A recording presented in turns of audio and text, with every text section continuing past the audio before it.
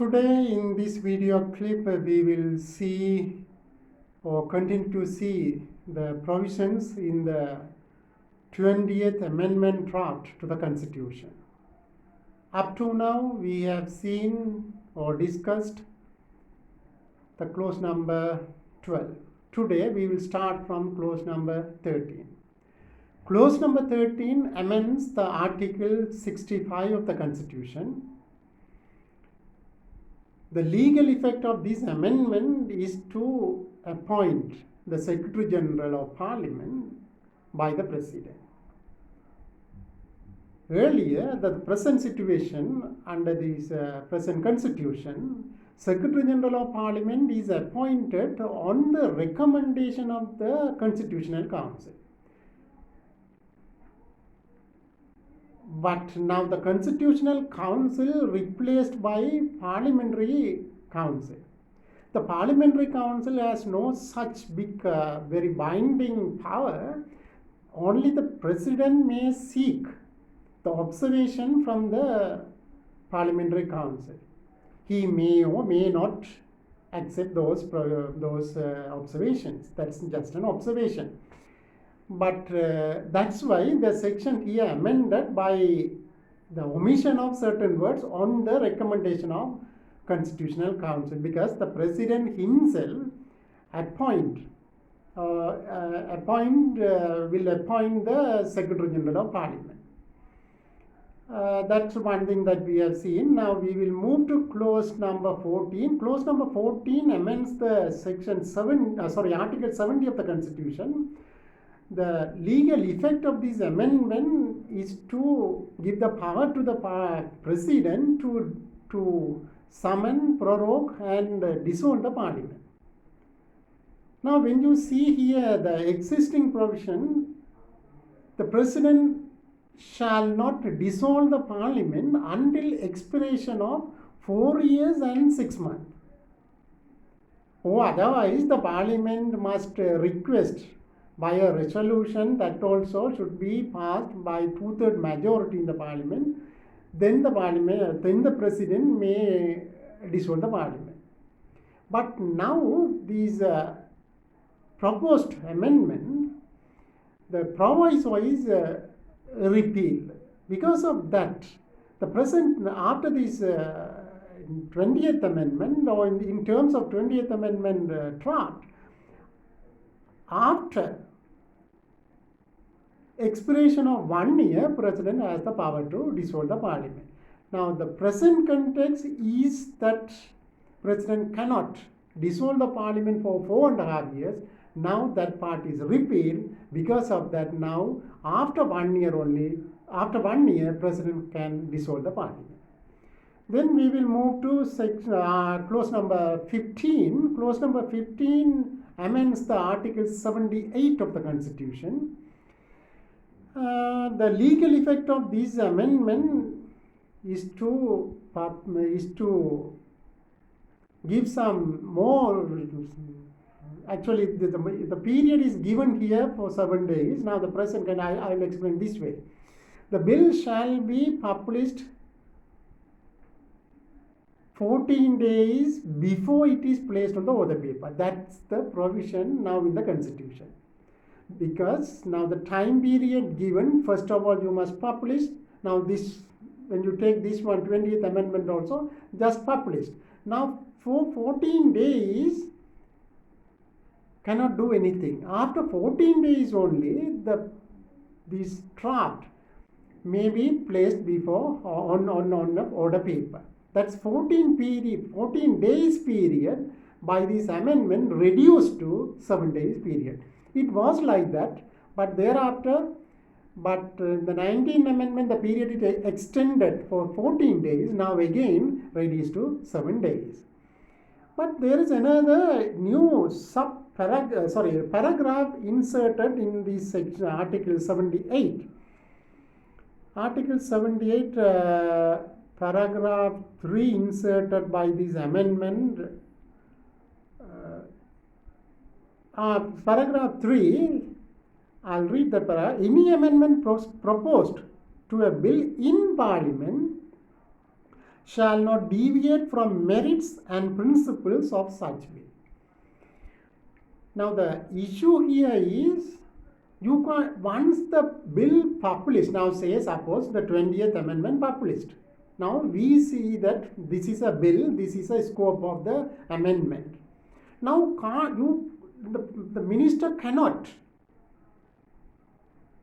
amend the election provisions in relation to this one by way of committee stage amendment. This is the paragraph 3 prohibits or restricts the powers of the minister to move any amendment in the parliament which deviates from the merits and principles of the bill that is published in the Gazette. Now if you take this example, now the 20th amendment published here, this is a draft. Now we feel that this is the one they are going to pass in the parliament. Suddenly in the committee stage amendment, if they put something else into that one, then there is no way to challenge. That's why this is a good provision here to put in the constitution itself, even though it is in the standing order, but most of the cases the government violated this one. That's why I think they wanted this government inserted this provision in the constitution itself to prohibit the ministers to introduce any committee stage amendment deviating from scope of the bill that published in the Gazette. Now that then we will move to clause 16. Clause 16 inserts a paragraph to Article 85. The legal effect of this insertion, President may submit any bills merely amending a constitution which has been rejected by Parliament. If the bill is rejected, especially in relation to the amendment to the constitution, then the president has the power to submit the bill to the public to get an opinion. That's inserted now. Then we will see here the clause number 17. Clause number 17 amends the Article 91 of the Constitution. The legal effect of this amendment is disqualification to be elected as MP. Now we have seen the Commissioner of Elections and Member of Election Commission and Member of Police Commission, they can't contest any election. That is prohibited by this one. In addition to that, there is another provision that is here. The national audit, as well as we have to see this one, another provision here. The National Audit Commission is abolished. Because of that, the Sri Lanka State Audit Service come under public service. Therefore, they also cannot participate or contest, not the participate, contest in the election as or they can't be elected as MP. And police service also becomes public officer, therefore they also can't be elected as a member of parliament. But this is a very important section, that's 98, Article 98, paragraph 1 and subparagraph D is repealed. What is a paragraph that says if a person or if he is a citizen of Sri Lanka and who is also citizen of another country, then he is disqualified from contesting election. Now, contesting election in the member of parliament or to be elected by the people as a member of parliament. Now here, but it doesn't say anything about the president. But when you read this, read the section 92 of the Constitution, 92 of the Constitution says, every person who is qualified to be elected shall be elected to be the office of president unless, therefore, the elector's qualification given, applicable to the president also. Now here, when you talk about section 91, says no person shall be qualified to be elected as a member of parliament or sit and vote in the parliament. Therefore, now that provision is repealed. That the 98 1D subparagraph 12 repealed to the effect that even the person who has dual citizenship can contest in election. This may be an issue in future period because now say suppose Sri Lankan who are in Canada, they are member of that parliament, Canadian parliament.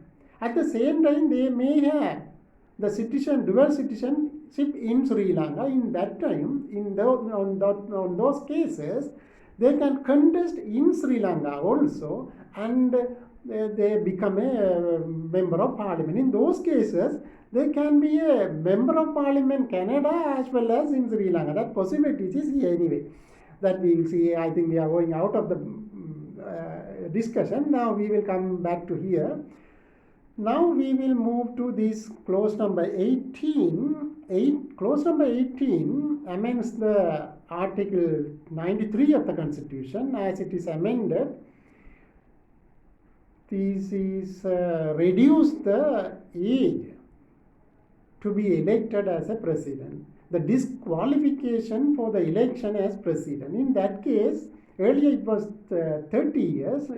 By 19th Amendment, the age increased to 35 years, back to 30 years. Now, the person who is attained age of 30 can contest in the presidential election. Now, that is there after this amendment. Now, we will go to the clause number 19. Clause number 19 amends the Article 103 of the Constitution. The legal effect of this amendment is to avoid the recommendation of the Constitutional Council. That the words on the recommendation of the Constitutional Council repeal. Therefore, election commission consisting of 3 members, that is there even the present Constitution, they may be appointed by the president. The observation may be required, then in that case the president may seek the observation. Whatever it is, finally president has the power to appoint these members to the election commission. Then the clause number 22-26, consequential amendments to the sections what we have discussed, or amendment made above, then no need to discuss those things. Then we will discuss the clause number 27, inserts a new section. A new article. The Article 122 inserted by this 20th Amendment into this Constitution. The 122, Article 122 speaks about urgent bills. On the national interest, if the cabinet decides that it is urgent on the national interest, then that bill, specifically with the endorsement of the cabinet secretary, it should go to the cabinet, it should go to the parliament. Then there are some shortcuts, because no need to follow the whole procedure.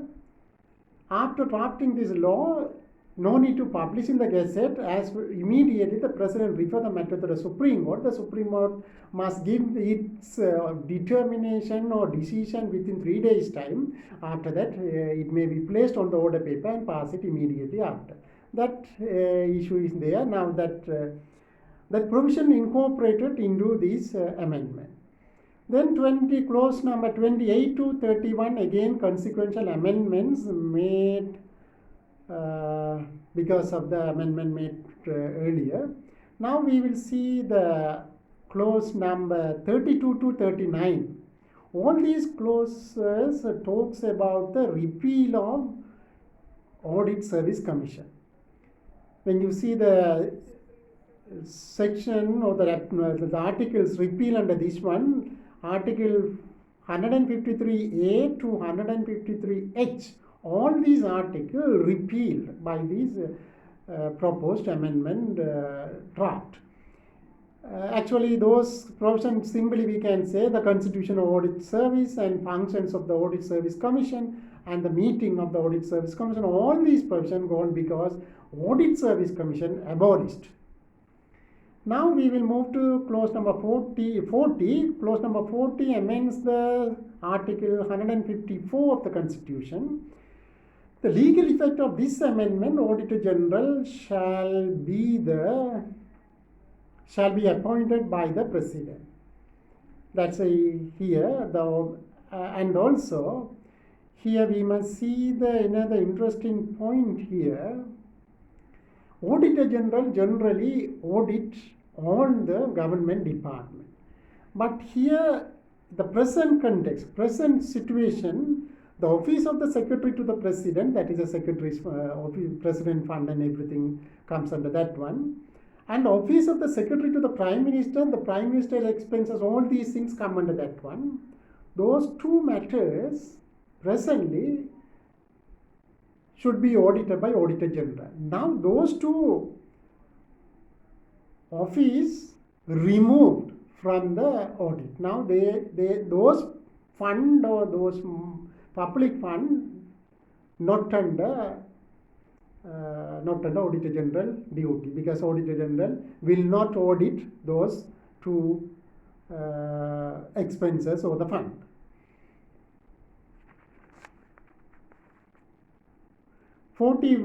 The clause 41 consequential to above amendment, then no need to discuss that one. Then we will talk about the clauses 42 to 52. Again, that's 42 in relation to the clause in relation to the establishment of National Police Commission. National Police Commission presently has the power to appoint, transfer, promotion and dismissal of police officers. In addition to that, the people, if they have any violation by this police officer or police force, then they can make an appeal to the police commission. Now the power is reduced very well because of that.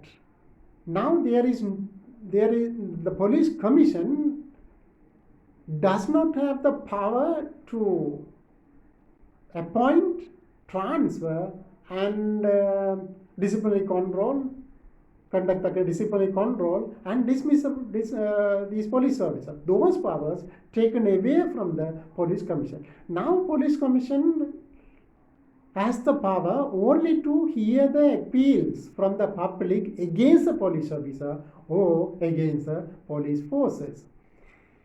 Then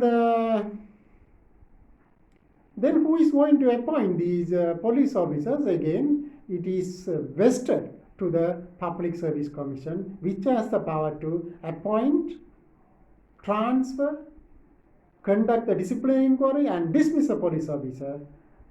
All these things. Right. Now we will move to that the clause 53 to 55 consequential are the consequential to the above amendment. Then no need to discuss. Finally, one thing I want to discuss here, that's the clause 56. 56 define the public officers, but now the Prime Minister is taken out from the public office.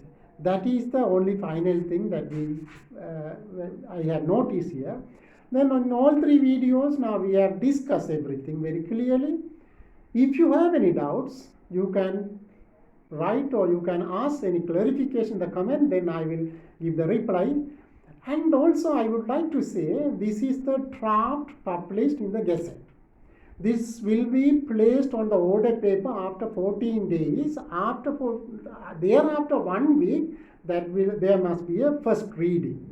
Then thereafter second reading. In the second reading, as you aware, there are two stages. One is the debate, other one is the committee stage amendment. In the committee stage amendment, Minister has the power to introduce amendments to the clauses whatever mentioned in the draft. Therefore, this is not the final version. This is the draft given or published in the Gazette, but still you have to wait until the final draft or final enactment. There's a possibility for a committee stage amendment, because certain matters to be added and certain matters to be deleted from this draft. Then we will wait until such time to see the final 20th amendment when it is passed in the parliament. Thank you very much for listening this speech. Thank you.